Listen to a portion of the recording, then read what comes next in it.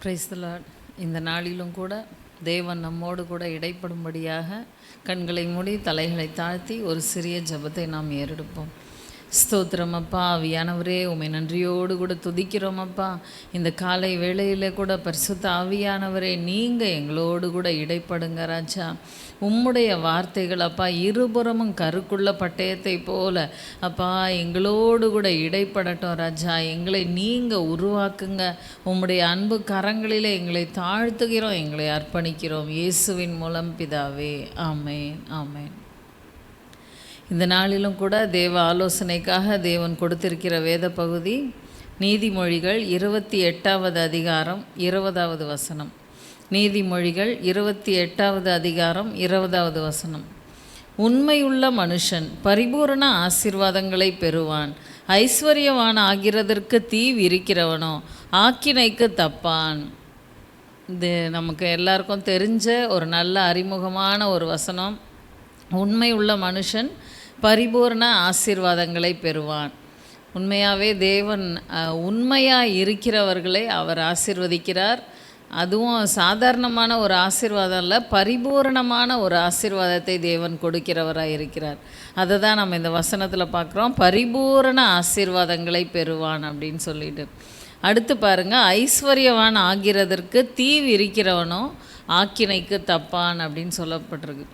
அதாவது உலக பிரகாரமாக பார்க்கும்போது ஒரு சிலர் எப்படி பழைச்சாலும் சரி, எப்படி வாழ்ந்தாலும் சரி அப்படின்ற மாதிரி வாழ்கிறவங்க இருக்கிறாங்க.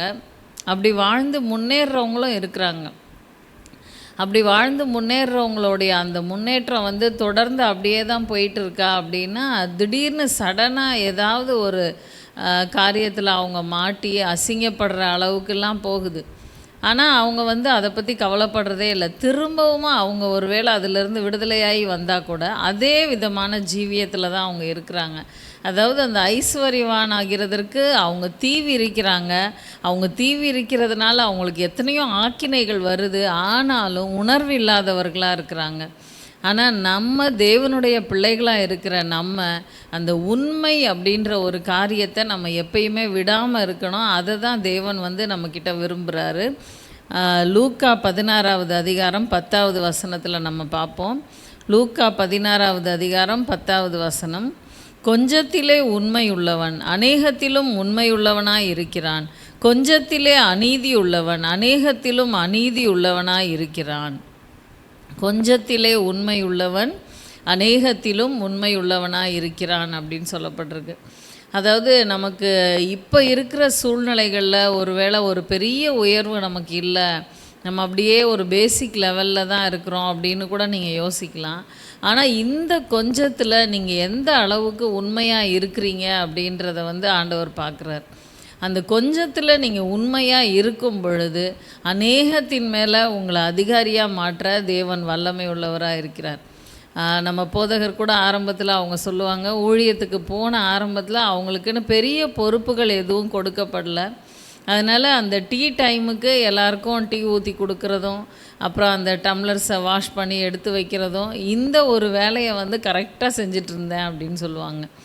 அது ஒரு பியூன் கூட செய்வாங்க. இந்த மாதிரி ஒரு வேலைக்காகவா நம்ம வந்திருக்கோம், எதுக்கு அப்படின்லாம் சோர்ந்து போய் அதை செய்யாமல் இருந்தால் அடுத்து அந்த ஊழியத்தில் படிப்படியான ஆசீர்வாதங்கள் கிடைத்து போதகருக்கு அடுத்தபடியாக அப்படின்ற அளவுக்கு ஆண்டவர் பயன்படுத்தியிருக்க மாட்டார். அப்போது நம்ம இருக்கிற கொஞ்சம் என்னவோ அந்த கொஞ்சத்தில் நம்ம உண்மை உள்ளவர்களாக இருக்கணும். அதை தான் தேவன் நம்மக்கிட்ட எதிர்பார்க்குறாரு. சங்கீதக்காரன் சொல்லும்போது கூட இந்த 12வது சங்கீதம் 1வது வசனத்தில் பாருங்கள், ரட்சியும் கர்த்தாவே, பக்தியுள்ளவன் அற்று போகிறான், உண்மை உள்ளவர்கள் மனுபுத்திரரில் குறைந்திருக்கிறார்கள் அப்படின்னு சொல்கிறார். அதாவது உண்மையுள்ளவர்கள் மனுபுத்திரரில் குறைந்திருக்கிறார்கள் அப்படின்னு ஒரு அங்கலாய்ப்பு அவருக்குள்ளே இருந்து அதை ஒரு ஜெபமாக அவர் சொன்னாலும், உண்மையாக இருக்கிற நம்மளை ஆண்டவர் தான் ரட்சிக்கணும் அப்படின்ட்டு ரட்சியும் கர்த்தாவே, பக்தி உள்ளவன் அற்று போகிறான். அந்த அளவுக்கு சோதனைகள், அந்த பிரச்சனைகள், சஞ்சலங்கள் மூடுது அப்படின்னு சொல்லி ஒரு ஜெபமாக அவர் ஏறெடுக்கிறத நம்ம பார்க்க முடியுது. உண்மையாகவே இருக்கணும் அப்படின்னு நினைக்கிறவங்களுக்கு எப்பயுமே சோதனைகள் உண்டு. ஏனோ தானோன்னு வாழ்கிறவங்களுக்கு ஒரு பிரச்சனையுமே கிடையாது. நம்ம இப்படி தான் இருக்கணும், இப்படி தான் வாழணும், இந்தந்த காரியத்தில் நம்ம உண்மையாக இருக்கணும்னு ஒரு கோட்பாடோடு நம்ம தேவன் சமூகத்தில் தேவன் நம்மளை பார்க்குறார் அப்படின்னு தீர்மானத்தோடு கூட நம்ம வாழும் பொழுது உண்மையிலே எத்தனையோ பிரச்சனைகள் போராட்டங்கள் வரும். ஆனால் அது எல்லாத்துலேயும் தேவன் கட்டாயம் நமக்கு ஜெயத்தை கொடுப்பார். அதனால் இந்த சங்கீதக்காரனுடைய அங்கலாய்ப்பை நம்ம பார்க்குறோம். உண்மையுள்ளவர்கள் மனுபுத்திரரில் குறைந்திருக்கிறார்கள்னு சொல்லும்போதே சொல்கிறதுக்கு முன்னாடியே அவர் ஜெபிக்கிறத நம்ம பார்க்க முடியுது. அது மாதிரி ஆண்டவர் கிருபையாக நம்ம பாதுகாப்பார், நம்மை உயர்த்துவார். அடுத்து ஒரு வசனம் பார்ப்போம். 1 கொரிந்தியர் 1வது அதிகாரம் 9வது வசனம். 1 கொரிந்தியர் 1வது அதிகாரம் 9வது வசனம். தம்முடைய குமாரனும் நம்முடைய கர்த்தருமாய் இருக்கிற இயேசு கிறிஸ்துவனுடைய ஐக்கியமாய் இருப்பதற்கு உங்களை அழைத்த தேவன் உண்மையுள்ளவர். அதாவது நம்மை அழைத்த தேவன் உண்மையுள்ளவர் அப்படின்றது நம்ம எல்லாருக்குமே தெரியும். அந்த உண்மையுள்ள தேவனுடைய பிள்ளைகளாக இருக்கிற நம்ம எப்படி இருக்கிறோம் அதை தான் நம்ம இந்த காலை வேளையில் நம்ம தியானிக்கிறோம். தேவ சமூகத்தில் நமக்குள்ள ஒரு சில காரியங்களில் நம்ம உண்மையாக இருந்துட்டு ஒரு சிலது கொஞ்சம் விட்டு பார்ப்போம், பரவாயில்ல அதில் விட்டால் என்ன அப்படி இப்படின்னு அப்படி கொஞ்சம் நம்ம அட்ஜஸ்ட் பண்ணி போகலாம் அப்படின்ற மாதிரி ஒரு காரியங்கள் நமக்குள்ளே இருக்கக்கூடாது. எல்லா காரியங்கள்லேயும் நம்ம உண்மையாக இருக்கணும். ஏன்னா தேவன் நம்மை பார்த்து கொண்டிருக்கிறார். மனுஷங்க யாரும் நம்மளை கவனிக்கலை, மனுஷங்க யாரும் நம்மளை பார்க்கல, நம்ம எஸ்கேப் ஆகிடலாம் இந்த காரியத்தில் நம்ம நினைக்காதபடி நம்மை பார்க்கிற தேவன் இருக்கிறார் அப்படின்ற அந்த ஒரு உணர்வோடு கூட அந்த உண்மை உள்ள தேவனுடைய பிள்ளைகள் அப்படின்னு நம்ம சொல்லி கொள்ளப்படுறோம். அப்போ நமக்குள்ளே எந்த அளவுக்கு உண்மை அப்படின்ற காரியத்தை நம்ம காப்பாற்ற வேண்டியது அவசியம் அப்படின்னு பாருங்கள். அப்படி நம்ம உண்மையாக இருக்கும்போது ஆண்டவர் நமக்கு கொடுக்கிற பெரிய ஆசீர்வாதம் என்ன அப்படின்னு பார்த்தா 1 தீமோத்தேயு 1வது அதிகாரம் 12வது வசனம். 1 தீமோத்தேயு 1வது அதிகாரம் 12வது வசனம். என்னை பலப்படுத்துகிற நம்முடைய கர்த்தராகிய இயேசு கிறிஸ்து என்னை உண்மையுள்ளவன் என்று எண்ணி இந்த ஊழியத்திற்கு ஏற்படுத்தினபடியால் அவரை ஸ்தோத்தரிக்கிறேன். அதாவது நம்ம உண்மையாக இருக்கும் பொழுது ஆண்டவர் உண்மையுள்ளவன் என்று எண்ணி இந்த கனமான ஊழியத்துக்கு நம்ம ஏற்படுத்துகிறார் அப்படின்றத நம்ம பார்க்குறோம்.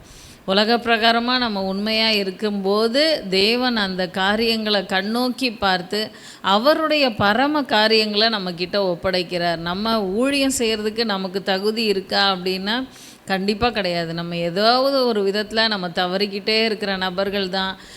நம்ம எத்தனையோ தீர்மானங்கள் எடுத்து நம்ம அதை செய்யாமல் போகிறோம், எத்தனையோ உண்மை இல்லாமல் போகிறோம், அப்பப்போ இப்படி முன்ன பின்ன நம்ம இருக்கிறோம். ஆனாலும் ஆண்டவர் நமக்குள்ளே இருக்கிற அந்த கொஞ்சத்தில் நம்ம உண்மையாக இருக்கிறத பார்த்து அவருடைய கனமான ஊழியத்தை செய்யும்படியாக உண்மை உள்ளவன் என்று எண்ணி அந்த கனமான ஊழியத்திற்கு நம்மை ஆண்டவர் ஏற்படுத்துகிறார். உண்மையிலேயே நம்ம தேவ சமூகத்தில் தேவன் நம்மை பார்க்கிறார்ன்ற உணர்வோடு இருக்கும்போது அவருடைய பரம காரியம் பெரிய காரியம். இந்த ஊழியம் அப்படின்றது எல்லாருமே செஞ்சிட முடியாது, எல்லாருமே அதை ஈஸியாக நம்ம செஞ்சிட முடியாது. ஆண்டவர் உண்மையுள்ள நபர்களுக்கு ஊழியத்தை கொடுக்குறார். அந்த ஊழியத்தை உண்மை உள்ளவர்கள் தேவ சமூகத்தில் இன்னும் சிறப்பாக செய்ய ஆண்டவர் ஆசீர்வாதங்களை கட்டளையிடுகிறவராக இருக்கிறாரு.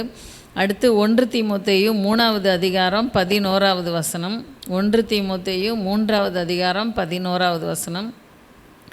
அந்தப்படியே ஸ்திரீகளும் நல்லொழுக்கம் உள்ளவர்களும் அவதூறு பண்ணாதவர்களும் தெளிந்த புத்தி உள்ளவர்களும் எல்லாவற்றிலேயும் உண்மை உள்ளவர்களுமாய் இருக்க வேண்டும். அதாவது உண்மையாக இருக்கணும் அப்படின்னும்போது நமக்குன்னு தனிப்பட்ட ஆலோசனை இருக்கா அப்படின்னு சொல்லி பார்த்தா அதில் ஸ்திரீகளுக்கு உள்ள பொதுவான ஆலோசனைகள் முதலாவது வந்துடுது. நல்லொழுக்கம் உள்ளவர்களாக இருக்கணும், அடுத்தது அவதூறு பண்ணாதவர்களாக இருக்கணும், தெளிந்த புத்தி உள்ளவர்களாக இருக்கணும், எல்லாவற்றிலேயும் உண்மை உள்ளவர்களுமாய் இருக்க வேண்டும் அப்படின்னு இந்த வசனம் முடியுது. அதாவது நல்லொழுக்கம் உள்ளவர்களாக நம்ம இருக்க வேண்டியது ரொம்ப அவசியம். அடுத்து பார்த்திங்கன்னா அவதூறு பண்ணாதவர்கள் அப்படின்னு சொல்லப்பட்டிருக்கு.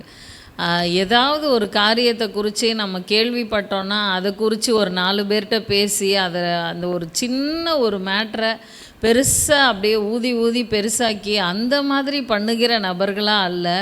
அந்த அவதூறு பண்ணுற காரியம் அப்படின்றது நமக்குள்ளே இருக்கவே கூடாது. அடுத்து தெளிந்த புத்தி உள்ளவர்களாக இருக்கணும்.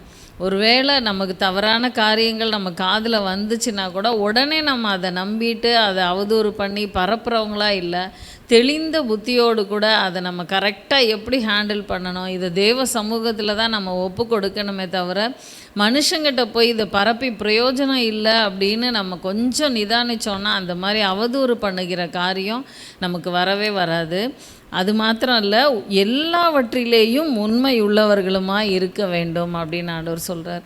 அதாவது 1-2 காரியத்தில் உண்மையாக இருக்கிறது அப்படின்றது இல்லை, எல்லாவற்றிலேயும் உண்மை உள்ளவர்களாக இருக்க வேண்டும். ஒரு சிலர் ஒரு சின்ன சின்ன காரியத்தில் பொய் சொல்லுவாங்க. ஏன் அப்படின்னா, அது சரி அங்கே 2 திட்டு வாங்கணும், எதுக்கு அதை ஆமான்னு சொல்லிட்டா முடிஞ்சு போச்சு அப்படின்ட்டு. அந்த மாதிரி இல்லாதபடி நம்ம முடிஞ்ச வரைக்கும் அதை கரெக்டானதை செய்யவும் முயற்சிக்கணும். அது மாத்திரம் இல்லை, பேசும்போதும் நம்ம உண்மை உள்ளவர்களாக இருக்கணும். ஏதோ ஒரு காரியம் தப்பாக நடக்குது அப்படின்னு தெரிஞ்சால் அதை நம்ம எல்லாத்தையும் போய் அவதூறு பண்ணணும்னு நம்ம அவசியம் இல்லை. அது தேவ சமூகத்தில் நம்ம ஒப்பு கொடுக்க வேண்டியது அவசியம். ஒரு சின்ன ஒரு சம்பவத்தை சொல்லி நான் நிறைவு செய்கிறேன். அதாவது ஒரு பாத்திர கடையில் வேலை கிடைக்குமா அப்படின்னு ஒரு சகோதரன் வேலை கேட்குறாரு. அந்த ஓனருக்கு ஏற்கனவே கொஞ்சம் வயசான ஒரு நபர் தான். ஒத்தாசைக்கு ஆள் இருந்தால் பரவாயில்லன்னு நினச்சவர் இந்த வாலிப மகன் வந்த உடனே சந்தோஷமாக சரிப்பா செய் அப்படின்னு சொல்கிறாரு. தொடர்ந்து அவன் செய்கிறான். அவன் வேலைகளை உண்மையாக செய்கிறான். கடைசியில் கொஞ்சம் கொஞ்சமாக அந்த ஓனர் அவனை பழக்கப்படுத்தி அந்த கல்லாவிலேயே உட்கார வைக்கிற அளவுக்கு, அந்த மணி கேஷு ஹேண்டில் பண்ணுற அளவுக்கு கூட அவனை விட்டுட்டு போகிறாரு. அந்த அளவுக்கு நம்பிக்கை உள்ள ஒரு வாலிப மகனாக அவன் இருக்கிறான். ஆனால் ஒரு நாள் திடீர்னு பார்த்தா ஒரு 1000 ரூபாய் குறையுது. நைட்டு கணக்கு பார்க்கும்போது பார்த்தா 1000 ரூபாய் குறையுது. உடனே அவருக்கு டக்குன்னு கோவம் வந்துடுது. இவன் தான் இதை எடுத்துருக்கணும் அப்படின்னு சொல்லிட்டு கொஞ்சம் கொஞ்சமாக என்னை நம்ப வச்சு இந்த கேஷ் பொறுப்பில் உட்காந்துட்டு கொஞ்சம் கொஞ்சமாக காசு எடுத்துகிட்டு இது பண்ணலான்னு பார்க்குறியா அப்படி இப்படின்னு கண்ணா பின்னான்னு அவரை போட்டு திட்டி, நீ இப்பயே கிளம்பு வேலையிலேருந்து, நாளைக்கு காலையில் இந்த காசை வாங்கிட்டு போ, மீதி காசை அப்படின்னு சொல்லிட்டு அவரை ரொம்ப திட்டி அனுப்பிடுறாரு. அவர் ரொம்ப வேதனைப்படுறாரு. இல்லை நான் கிடையாது, நான் எடுக்கலை, நான் அப்படி செய்வேனா அப்படின்லாம் எவ்வளோ சொன்னாலும் அந்த ஓனர் அதை கேட்குறதாவே இல்லை. அடுத்த நாள் சரி அவன் வருவான் அப்படின்னு சொல்லி அவர் இருக்கும்போது அவங்க மனைவி சொல்கிறாங்க, நீங்கள் கொஞ்சம் கேர்ஃபுல்லாக இருங்க, பேக்கெட்லேயே நேற்று ஒரு 1000 ரூபா வச்சு போட்டுட்ருக்கீங்க, நான் அதை அப்படியே துவைக்கவும் போட்டுட்டேன், அப்புறம் எடுத்து இப்போ காய வச்சுருக்கேன் அப்படின்னு சொல்லி அவங்க சொல்கிறாங்க. அதை கேட்ட உடனே அவருக்கு டக்குன்னு ஷாக் ஆகுது. மதியானம் நம்ம வீட்டுக்கு வரும்போது இப்படி பண்ணியிருக்கோம் அப்படின்னு சொல்லிட்டு, அப்போ உடனே அவன்கிட்ட மன்னிப்பு கேட்டுறணும், எப்படியாவது அவனை திரும்பி நம்ம வேலைக்கு வச்சுக்கணும், அவனை மாதிரி நல்லவங்க கிடைக்க மாட்டாங்க அப்படின்னு சொல்லி அவர் மனசுக்குள்ளே தீர்மானம் எடுக்கிறாரு. கடைக்கும் போகிறாரு. அவன் வருவான்னு காலையிலேருந்து வெயிட் பண்ணால் ஆளே காணோம். கடைசியில் அவன் தங்கியிருந்த ரூமுக்கு போய் தேடி போனால் அவன் காலி பண்ணி போயிட்டான் அப்படின்னு சொல்கிறாங்க. இந்த மீதி காசை கூட வாங்கணும்னு அவன் நினைக்கல, நம்மளை பார்க்கவும் இல்லை, இப்படி போயிட்டானே அப்படின்னு சொல்லிட்டு அவர் வருத்தத்தோடு அவர் இருக்கிறாரு. அதுக்கப்புறம் பக்கத்தில் வேறு ஒரு கடையில் அவன் வேலை செய்கிறான் அப்படின்னு கேள்விப்பட்டு அங்கே போய் பார்த்தா, அங்கே போய் அவனை கூப்பிட்டு பார்க்குறாரு. ஆனால் அந்த இடத்துல அவன் போய் இதே மாதிரி எப்படி இங்கே வேலை கிடைக்குமா எனக்கு அப்படின்னு கேட்டானோ அதே மாதிரி அந்த அலுமினிய பாத்திர கடையில், ஹோல்சேல் கடையில் போய் கேட்கும்போது அவங்க ஏற்கனவே இவனை பார்த்துருக்காங்க, இந்த கடையில் வேலை பார்த்தான், உண்மையாக இருந்தான் அப்படின்றத. உடனேயே அவனை வேலைக்கு எடுத்துக்கிட்டு நல்ல ஒரு சம்பளத்தை கொடுத்து தங்குறதுக்கு இடமும் கொடுத்து அவனை அந்த வேலையில் சேர்த்துட்டாங்க. இனிமேல் நான் வர முடியாது அப்படின்னு சொல்லி அவர்கிட்ட அவன் சொல்கிறான். அப்போ ரொம்ப வருத்தத்தோடு அவர் போகிறார். அதாவது உண்மையாக அவன் இருந்ததை இவர் ஒரு வேளை அது கவனிக்காமல் ஒரு அலட்சிய போக்குனால அவனை அசட்டை பண்ணார். ஆனால் அந்த இடத்துல கவனிச்சிட்டு இருந்த யாரோ அவனுக்கு ஒரு நல்ல வேலையை கொடுத்து தங்குறதுக்கும் இடமும் கொடுத்து வருமானம் அதிகமாக ஆகிற மாதிரியும் ஒரு நல்ல சம்பளத்தை கொடுத்து அந்த மாதிரி நடந்திருக்கு. அப்போது நம்மளை யார் பார்க்குறா, நம்ம உண்மையாக இருந்து என்ன பிரயோஜனம் அப்படின்னு சொல்லி நமக்குள்ளே சோர்ந்து போகக்கூடாது. ஒரு சாதாரண உலக பிரகாரமான இந்த சம்பவத்திலே நம்ம பார்க்குறோம், வேறு யாரோ ஒருத்தர் பார்த்து அதுக்கேற்ற ஒரு பலன் அவனுக்கு கிடச்சிதுன்னு. அப்போ நம்மை பார்க்கிற பரம தகப்பன் நமக்குள்ளே இருக்கிற அந்த உண்மையை அவர் கண்ணோக்கி பார்க்கிற தேவன் அதற்கேற்ற பிரதிபலனை நமக்கு இம்மையில் கட்டளையிடுவார், மறுமையிலும் கட்டளையிடுவார். அதனால் இருக்கிற அந்த உண்மையை உண்மையை நீங்கள் கொஞ்சம் கூட தவறாதபடி இன்னும் அதிகமாக எல்லாவற்றிலேயும் உண்மை உள்ளவர்களாக இருக்க வேண்டும் என்று இந்த ஸ்திரீகளுக்கு புத்தி சொல்லுகிற காரியத்தில் வர்ற மாதிரி எல்லாத்துலேயும் நம்ம உண்மையாக இருக்கணும்னு ஒரு தீர்மானம் எடுங்க, ஜெபிங்க. தேவன் ஆசீர்வதிப்பார். கண்களை மூடி தலைகளை தாழ்த்தி நாம் ஜெபிப்போம். ஆவியானவரே, உமை துதிக்கிறோம் ராஜா. அப்பா, உமக்கு நன்றி செலுத்துகிறோம் அப்பா. பரிசுத்த ஆவியானவரே, உண்மை உள்ள மனுஷன் பரிபூரண ஆசீர்வாதங்களை பெறுவான் என்று சொன்னீங்களேப்பா. ஆவியானவரே அப்பா, நாங்களும் எங்களுக்குள்ளாக இன்னும் அதிகமாய் உண்மையுள்ளவர்களாய் இருக்க உதவி செய்யுங்க ராஜா. பரிசுத்த ஆவியானவரே, எங்களுக்குள்ளாக இருக்கிற அந்த உண்மையை நாங்கள் காத்துக்கொள்ள கிருபை கொடுங்கப்பா. கொஞ்சத்திலே உண்மை உள்ளவனை அநேகத்திலும் அப்பா உண்மை உள்ளவனாய் இருக்கிற சொன்னீங்களே ராஜா. பரிசுத்த ஆவியானவரே அப்பா, நீங்க எங்களை நடத்துங்க, கரம் பிடித்து நடத்துங்க ராஜா. எங்களுக்கு கொடுக்கப்பட்டிருக்கிற இந்த கொஞ்சம் சூழ்நிலையில கூட நாங்கள் உண்மையுள்ளவர்களாய் இருக்க எங்களுக்கு கிருபை கொடுங்கப்பா. நாங்கள் எந்த விதத்திலும் சோர்ந்து போகாதபடி, இந்த நிலைமையில தானே நம்ம இருக்கிறோன்ட்டு நம்ம சோர்ந்து போகாதபடி தேவனே நீங்க எங்களை பலப்படுத்துங்க, உற்சாகப்படுத்துங்கப்பா. ஆவியானவரே, உமை துதிக்கிறோம் துதிக்கிறோம் துதிக்கிறோம் துதிக்கிறோம் துதிக்கிறோம் அப்பா. ஹல்லேலூயா. உமக்கு நன்றி செலுத்துகிறோம் அப்பா. உண்மையுள்ள தெய்வமே அப்பா, உம்முடைய பிள்ளைகளாகிய நாங்களும் உண்மையுள்ளவர்களாய் இருக்க வேண்டும் அப்பா. எங்களை உண்மை உள்ளவர்கள் என்று எண்ணி இந்த கனமான ஊழியத்தை எங்களுக்கு கொடுத்திருக்கீங்களே ராஜா. அதை நேர்த்தியாய் செய்ய அப்பா, உண்மையாய் செய்ய, உண்மையும் உத்தமமாய் செய்ய கிருபை கொடுங்க ராஜா. பரிசுத்த ஆவியானவரே, உமை துதிக்கிறோம் துதிக்கிறோம் துதிக்கிறோம் துதிக்கிறோம் அப்பா. எல்லாவற்றிலேயும் உண்மை உள்ளவர்களாய் இருக்க நீங்கள் எங்களுக்கு கிருபை கொடுங்கப்பா. நாங்கள் தீர்மானம் எடுத்தால் கூட நாங்கள் அநேக நேரத்திலே தவறி போகிறோம் அப்பா. ஆனால் எங்கள் தேவன் எங்களை கரம் பிடித்து நீங்கள் வழி நடத்துங்க, தவறாதபடி எங்களை காத்து கொள்ளுங்கப்பா. உம்முடைய அன்பு கரங்களிலே தாழ்த்துகிறோம், எங்களை அர்ப்பணிக்கிறோம். நீங்கள் எங்களை ஆட்கொண்டு நடத்துங்க. துதிகான மகிமையெல்லாம் உமக்கே செலுத்துகிறோம். இயேசுவின் மூலம் ஜெபிக்கிறோம் ஜீவனுள்ள எங்கள் நல்ல பிதாவே. ஆமேன் ஆமேன். என் ஆத்துமாவே கர்த்தரை ஸ்தோத்திரி, என் முழு உள்ளமே அவருடைய பரிசுத்த நாமத்தை ஸ்தோத்திரி. என் ஆத்துமாவே கர்த்தரை ஸ்தோத்திரி, கர்த்தர் செய்து சகல உபகாரங்களையும் மறவாதே. ஆமேன் ஆமேன். கர்த்தர் உங்களை ஆசீர்வதிப்பார். வேதத்தை வாசித்து விட்டு இந்த இடத்தை விட்டு கடந்து செல்லுங்கள்.